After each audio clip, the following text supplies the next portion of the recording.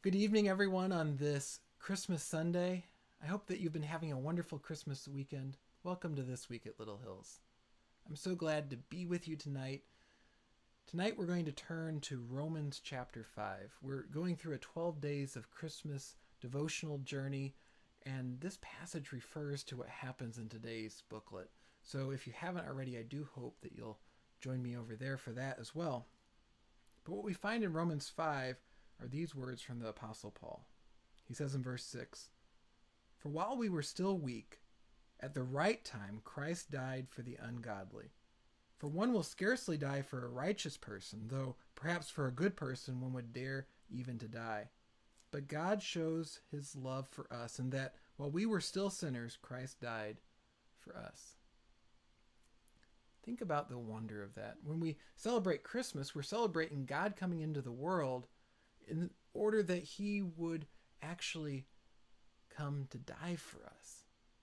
Today's devotional reading, when you go over into that booklet, is going to be about the fall. We're looking at Genesis chapter 3.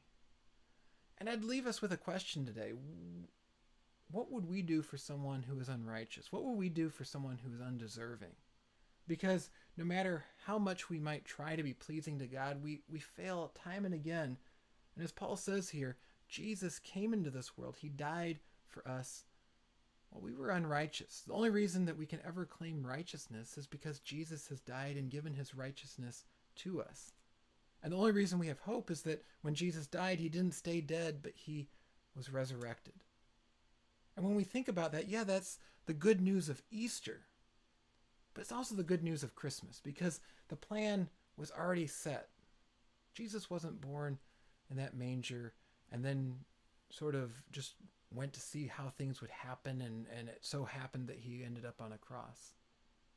When Jesus was born in that manger, and Mary and Joseph were there with him, when the wise men came, every part of the biblical story, it was all leading to Jesus dying for us when we were unrighteous. What would we do? What will we do for someone who doesn't deserve it? I think when we ask ourselves that question, it challenges us, because as we think about where we will draw the lines, we realize that we set a much higher standard for others than God sets for us. As we reflect on that, can we take that joy that we have, that freedom we have because Christ has died for us and saved us, and share that with others, even today? Well, I do hope that you'll join me tomorrow as we continue to meditate on God's Word at Steadfast. We're going to wrap up our series, The Weary World Rejoices, looking at the joy that Simeon and Anna had when they saw the Messiah, the one who would save them. And they actually speak to what we're talking about tonight, that the plan was already in motion, and they had at least a little bit of an understanding of it that God had given them, that this baby hadn't come into the world simply so we could rejoice in a baby being born, but that he would take on our sin and rescue us.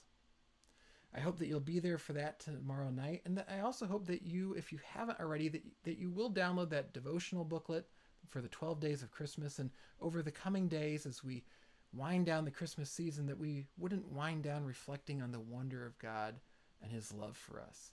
I really think this time before Epiphany, this time over the next few days, can be a real blessing to you as we prepare for a new year. And so please do join me for that. I hope you have a wonderful and blessed week. And of course, if there's any way I can be praying for you this week, feel free to shoot me an email on the email address on screen, or leave a comment below and we can all pray for each other together.